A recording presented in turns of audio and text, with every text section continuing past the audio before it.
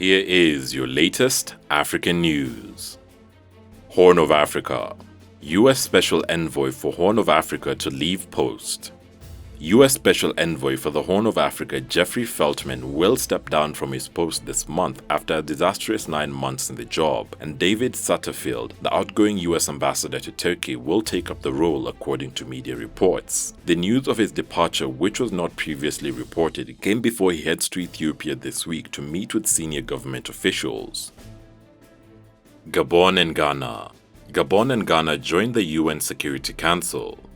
The UN Security Council got 5 new members this week as Albania, Brazil, Gabon, Ghana, and the United Arab Emirates formally took up the post they won in an election in June last year. Gabon and Ghana each have been on the council 3 times before. The 15-member council is the UN's most powerful body. China, France, Russia, the United Kingdom, and the United States are permanent members with veto power. Other members are elected by the 193-member General Assembly for 2-year terms that are allocated by global regions. The African continent non-permanent seats on the Security Council were held by Kenya, Tunisia, and Niger. South Africa and Senegalese president last year called for a permanent representation of the African people in the council. Council members also can convene meetings on security topics of particular interest to them, and smaller countries get to share a prominent platform with world powers. More than 50 of the UN's 193 member countries have never been elected to the council since it formed in 1946.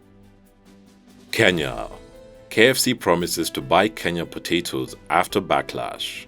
The fast food chain KFC has promised Kenyan customers that it will secure local supplies of potatoes following a backlash when it ran out of imports. Its restaurants in Kenya had stopped serving French fries because of disruptions to shipping caused by COVID, but Kenyans pointed out that local farmers had ample stocks of potatoes. Some on social media called for a boycott of KFC, questioning why it needed to bring in vegetables from outside the country. A representative for the chain said suppliers had to go through quality assurance. KFC is reported to have said it had launched a project to source potatoes from Kenyan farmers, saying it was already doing so for other ingredients such as poultry and vegetables, as well as flour and ice cream. South Africa. South Africa report on Zuma-era graft handed over.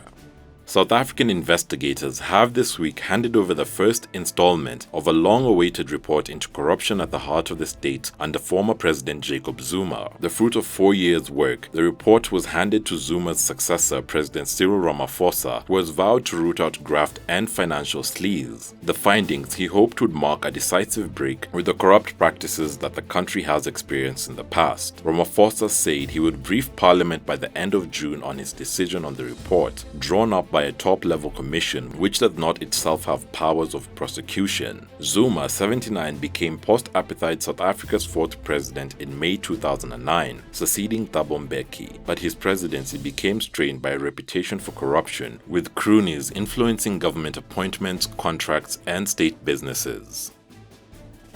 Democratic Republic of Congo. Mount Nyiragongo volcano spews smoke and ash.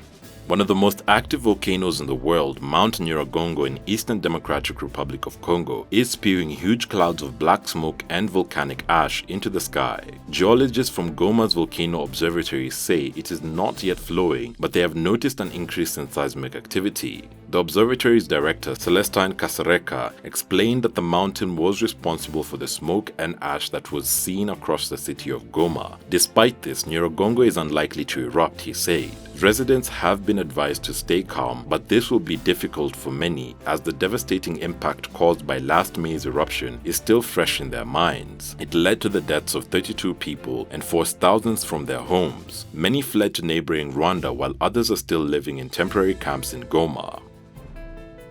Nigeria.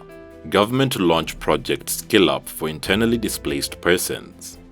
The federal government has revealed plans to launch Project Screwup for the internally displaced persons across resettlement camps in the country. The Federal Commissioner, National Commission for Refugees, Migrants and IDPs, Mrs. Iman Suleiman Ibrahim, dropped this statement at the Kuchingoro IDP camp in Abuja at the party to celebrate the New Year's Day with the IDP children. She said the project will be launched in the next few weeks and will up the skills of the internally displaced persons to ensure they can also also key into action building. Suleiman Ibrahim stated the commission will continue to prioritize the well-being of the persons of concern and work closely together in addressing critical issues. She also averred that the commission is planning to strengthen the educational instrument in the existing IDP camps by launching Project Library to enhance the learning faculty of the children of the displaced citizens. The IDPs were captured in the 2022 budget, with plans for the children to be in school while the vast majority of the displaced persons will return to their ancestral communities, especially in Borno State. Thanks for watching. Please subscribe, share and like this video. It's the best way of supporting us. Also, don't forget to catch the return of our show Africa in the News on our channel. You can directly support this new series by becoming our YouTube member or becoming a Patreon and donating. And remember, Africa is watching.